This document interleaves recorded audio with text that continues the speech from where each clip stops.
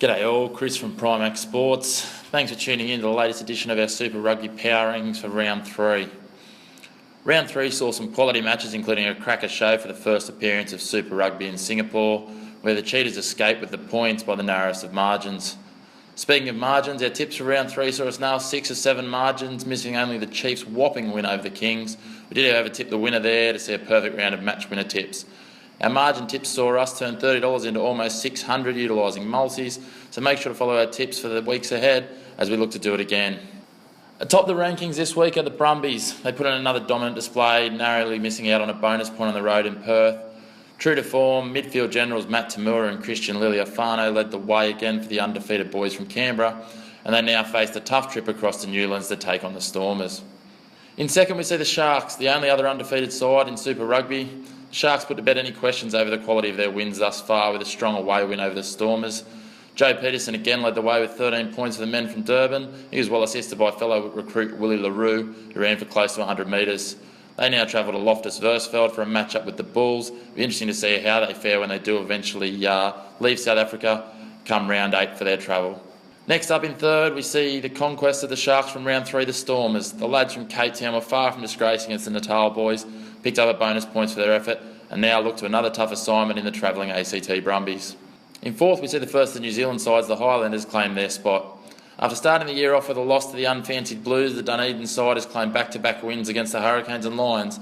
Led by Aaron Smith and Lima Sopawanga, the defending champions are starting to show their true colours. Fifth place sees the Chiefs, who turned up to South Africa for an apparent game of touch footy against the Kings, which saw them claim a bonus point victory in a match which saw more than a point a minute, including a whopping 28 points to fullback Damien McKenzie. Up next in sixth, we have our third straight Kiwi outfit in the Crusaders. After round 1, times look fairly bleak for Kiwi sides, but the last 2 rounds have seen somewhat a return to form for the majority of sides across the ditch. The Crusaders had the bye on the weekend, but other results were enough to see them hold a top 6 position. In seventh, we see the Bulls, who are also coming off the bye and managed to hold a spot in the top half, and will be glad for the week's rest ahead of a bumper South African derby against the Sharks this week. On to eighth, we have another side fresh off the rest in the New South Wales Waratahs. The boys in Sky Blue are holding in a spot here more on reputation than anything, as their season has seen them comfortably beat a poor Reds team, followed by a disappointing loss to a high-flying Brumbies outfit, and then the aforementioned bye. This weekend's home match versus the Highlanders may start to give us a better indication of the Tars' true form line. In ninth, we have the Buenos Aires-based Jaguares. In what is a common thread at this point of the table, the Argentinians are the fourth side coming off the bye, and they'll be embracing their first home game of the season as they host the Chiefs in round 4. This is potentially the toughest road trip of the season. It'll be interesting to see how unwelcoming the Argentine locals make Stadio Jose Amalfitani. 10th spot sees the Lions, who dropped their first match of the season to an impressively resurgent Highlanders outfit. The toll of travel looked to have worn the Lions down as we predicted, and they couldn't match the Highlanders for 80 minutes. They'll now relish a home match this weekend versus the lowly Cheetahs. In 11th, we have the defending minor premiers, the Hurricanes, who still appear to be a shadow of the side that took almost all before them in 2015.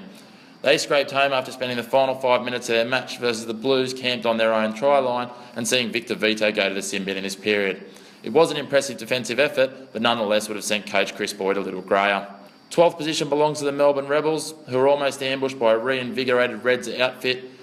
The Rebels seemed to lack a little direction with that regular 9, Nick Sturzaker. Strong showings, however, by Sean McMahon and Tom English on the left wing. They'll need to step that effort up if they're to chalk up their second road win of the year in Tokyo this weekend against an improving Sunwolves outfit. In 13th, we have another member of the Australian Conference in the Western Force.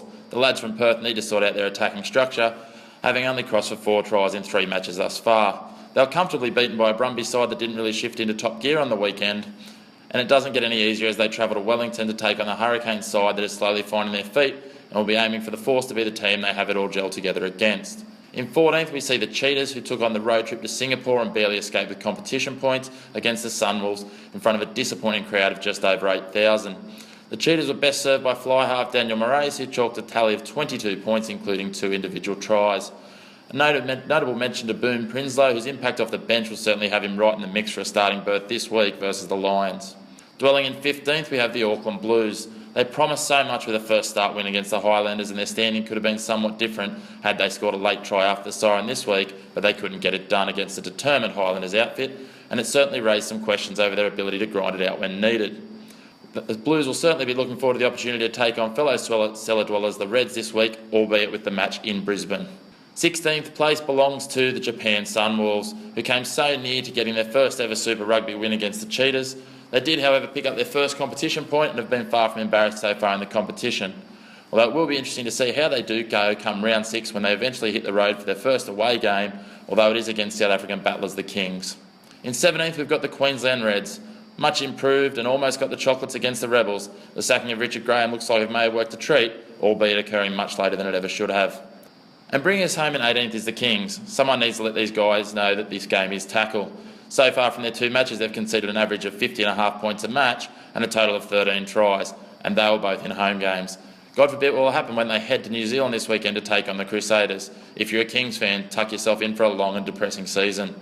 Thanks again for tuning in, guys. Good luck to your side for the week ahead. Make sure to keep an eye out for our Super Rugby Round 4 preview on Friday. And as always, comment below and let us know your thoughts in our rankings, or if you have any feedback about any of our content. Cheers.